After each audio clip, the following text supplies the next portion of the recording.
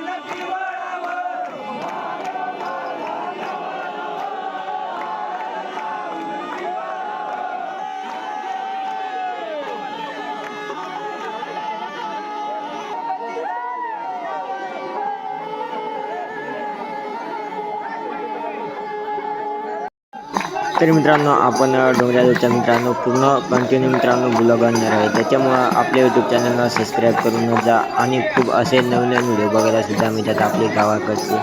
चला तुम्ही आता व्हिडिओ बघत राहा.